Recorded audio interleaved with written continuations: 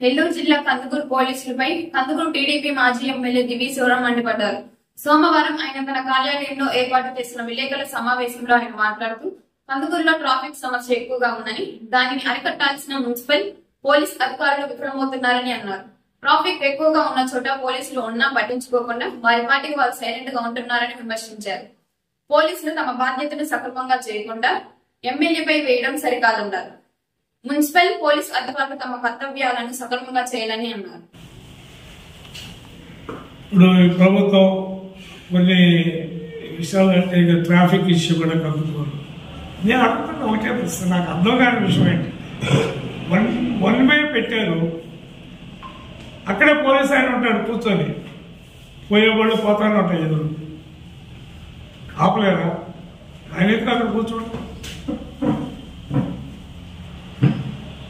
మేమెవరో అడ్డము, చిన్న పిల్లలు, ఇంత పిల్లలు మోటార్ సైకిల్ నడుపుకుంటూ పోతారు. అందులో ఏ స్పీడ్లో పోతారంటే జెట్ స్పీడ్లో పోతుంటారు.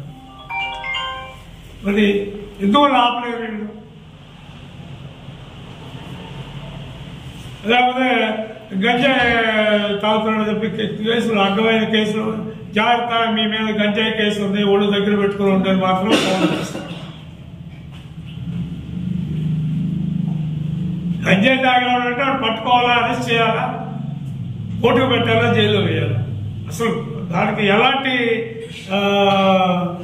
కాంప్రమైజ్ ఉండకూడదు. మరి కందుకూరులో వాడు గంజాయి దొరికితే పెట్టండి, ఎమ్మడే వదలవద్దు. ఫోన్ చేసి దీని మీద కేసు ఉంది, నువ్వు జాగ్రత్తగా ఉండు అని అంటే భయపెట్టం. అది దేనికి భయపెడతారు?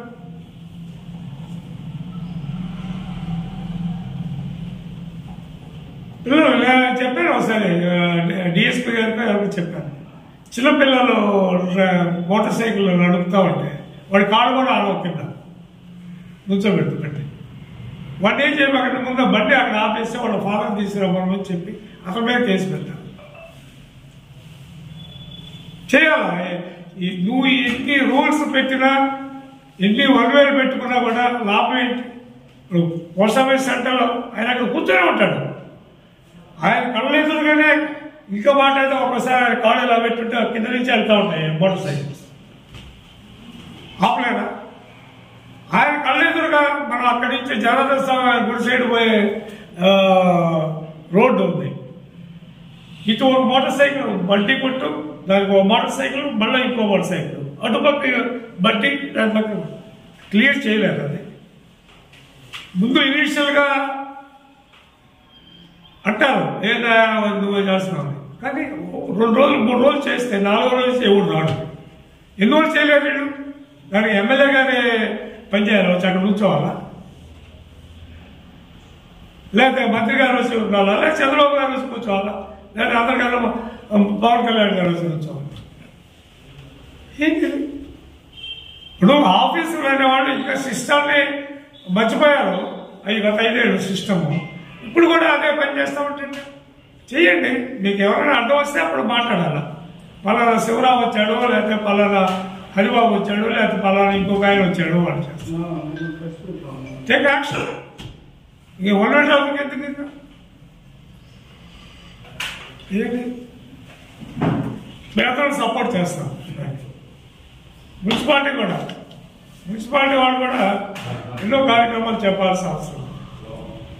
నేను గతంలో కూడా ఒకసారి చెప్పుకుంటాను, మీ అందరూ గుర్తుంటుందో లేదో, స్కూల్ ఎదురుగా ట్యాక్సీ స్టాండ్ పెట్టడం అనేది కరెక్ట్ కదా. ఇటుపక్క గర్ల్స్ స్కూల్, అటుపక్క బాయ్స్ స్కూల్, ఆ మధ్యలో అది పెట్టేస్తే వాళ్ళు అక్కడ వాళ్ళు సొంత బళ్ళు పెట్టుకోవడానికి కూడా దేవుడు మంచోడు అయితే సరే. ఎవరైనా పనికి వాళ్ళు కొంతమంది ఉంటారు, ఇటుపక్క పెద్ద పిల్లలు 10వ క్లాస్ అంటే పెద్దైన పిల్లలు. నిన్న ఎవరో కోర్టుకు వేశారు, దాని మీద యాక్షన్ తీసుకోవాలి అంటే మళ్ళీ ఎవరో రికమెండేషన్లో నాలాంటోడో ఇంకోడో ఎవడో పోయి చేస్తే మాత్రం దాన్ని తగ్గకుండా దానికి యాక్షన్ చేయాలనేదే నేను అంటే సిస్టమ్ని ఫాలో అవ్వండి.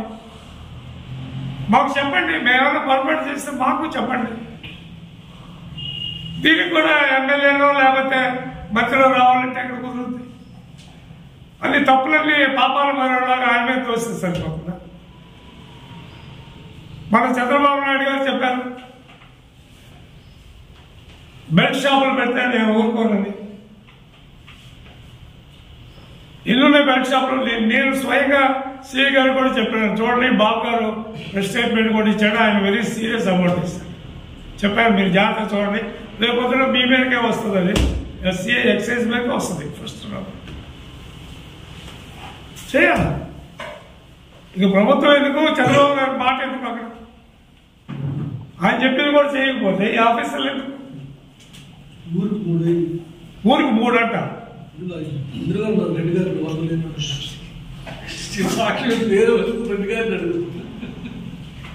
నేను అడిగాను, నా దగ్గర లిస్ట్ ఉంది, ఏ ఊర్లో ఏమేమి ఉన్నాయో లిస్టులు ఉన్నాయి, మీరు కనుక వెంటనే తీసుకోకపోతే నేను గవర్నమెంట్కి సబ్మిట్ చేస్తాను లిస్ట్.